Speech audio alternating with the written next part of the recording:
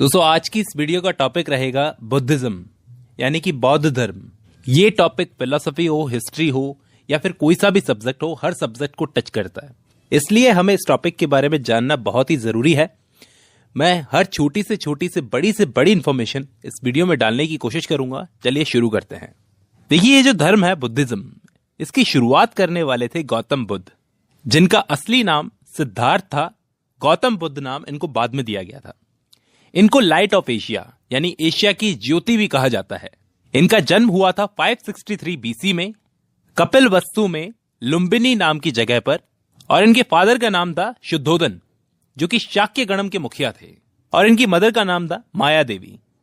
ऐसा कहा जाता है दोस्तों, एक फैक्ट यह है कि इनकी माता की डेथ इनके जन्म के 7वें दिन में हो गई थी। यानी कहा जाता है कि इनकी मदर इनको जन्म देने के 7 दिन के बाद में ही गुजर गई थी। तो इनकी मदर की डेथ के बाद में इनकी एक स्टेप मदर थी, सौतेली मां, जिनका नाम था प्रजापति गौतमी। उन्होंने इनको पाला पोसा था।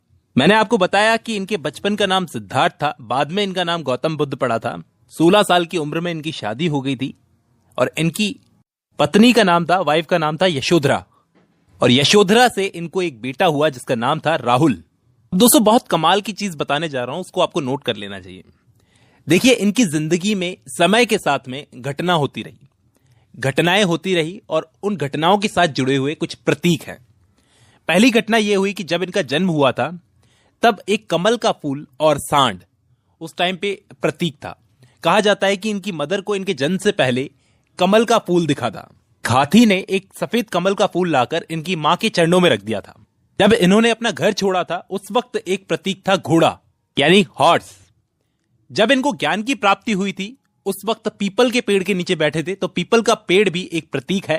बौद्ध धर्म में ये सारी चीजें प्रतीक की तरह यूज की जाती है।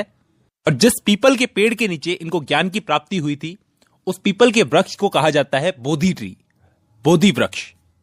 जिस वक्त निर्माण हुआ था, उस वक्त पैरों के निशान यानी कि पद चिन्ह एक प्रतीक है।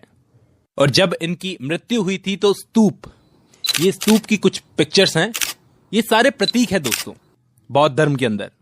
तो इनके बारे में मैं आगे बताता हूं। तो सिद्धार्थ, जब इनकी 16 साल की उम्र में शादी हो गई, एक बेटा हो गया राहुल, तो एक दिन इनके दिमाग में आया कि क्यों ना कपिलवस्तु की सैर की जाए, यानी कि बाहर घूमा जाए, देखा जाए कि बाहर की दुनिया कैसी है, क्योंकि आज तक इनको बाहर की दुनिया दिखाई नहीं गई थी, बहुत प्रोटेक्शन में रखा गया था। तो ये निकले कपिलवस्तु की सैर पर। तब इन्होंने 4 चीजें देखी। 4 चीजें क्या देखी? एक बूढ़ा आदमी, एक बीमार आदमी, एक शव यात्रा निकल रही थी, यानी कि एक आदमी को मौत के बाद में ले जाया जाता है जलाने के लिए, वैसे ही एक शव यात्रा देखी इन्होंने। और एक सन्यासी देखा, यानी कि एक सेज। इन 4 चीजों को देखकर ये सोचने पर मजबूर हो गए, और 29 साल की उम्र में, 29 की एज में इन्होंने अपना घर छोड़ दिया। जिस वक्त इन्होंने अपना घर छोड़ा था ना दोस्तों, उसको कहा जाता है, बौद्ध धर्म में कहा जाता है महाभिनिष्क्रमण।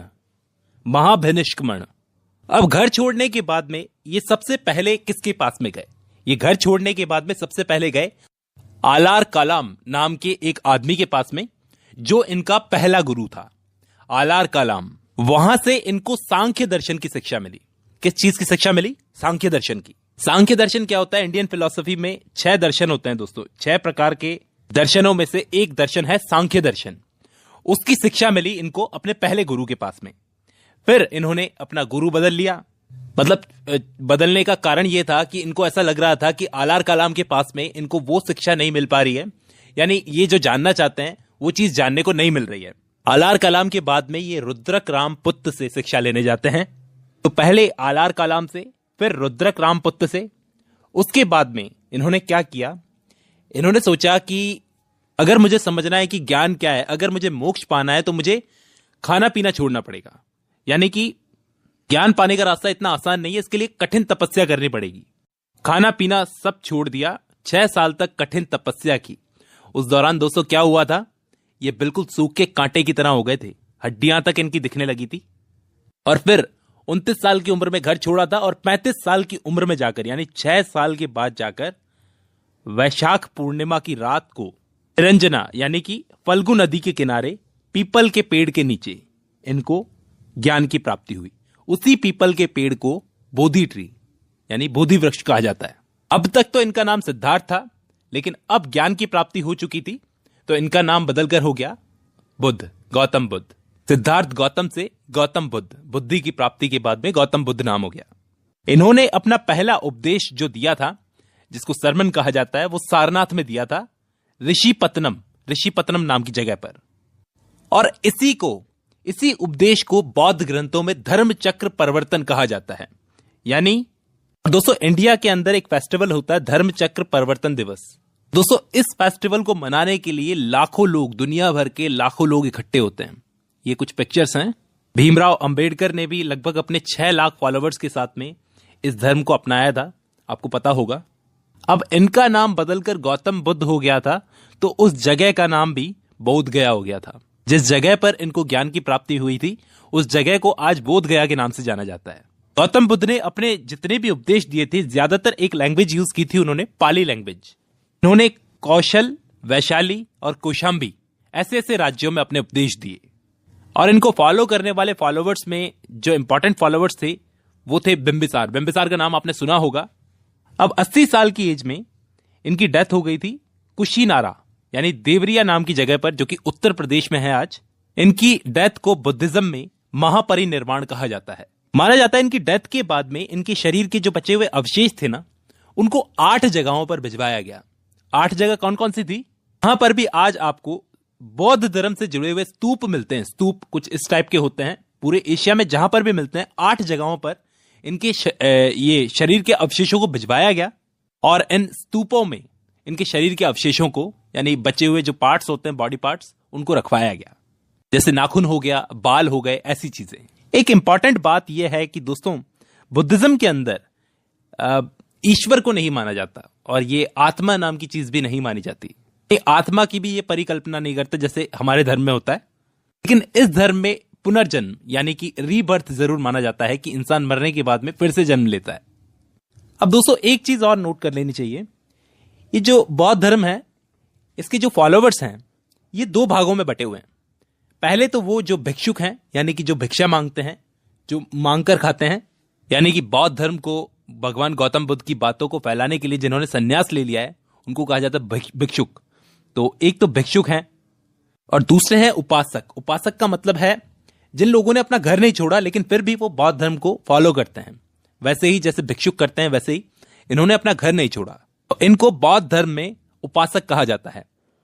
अब दोस्तों, ऐसा भी नहीं था कि ये पैदा होते ही बौद्ध धर्म में लोगों को शामिल कर लेते थे कि आओ भिक्षुक बन जाओ।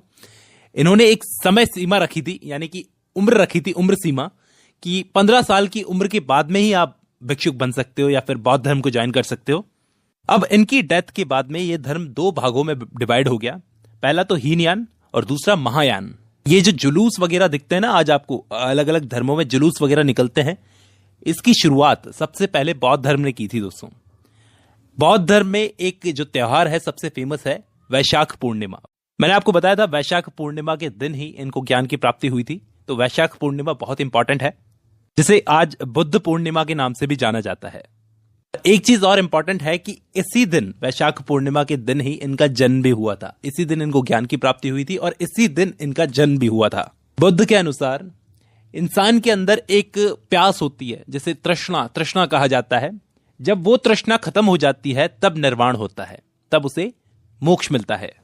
ये निर्वाण बहुत इंपॉर्टेंट है बौद्ध धर्म में, इसको नोट कर ले दोस्तों। इसका मतलब होता है दीपक का बुझ जाना, यानी जीवन और मरण के चक्र से मुक्त हो जाना, फ्री हो जाना। दोस्तों, एक चीज और नोट करने वाली है कि बुद्धिज्म में मध्यम मार्ग पर जोर दिया जाता है, यानी कि ज्यादा एक्सट्रीमिस्ट ना हो जाना, ना इस तरफ झुकना ना उस तरफ झुकना।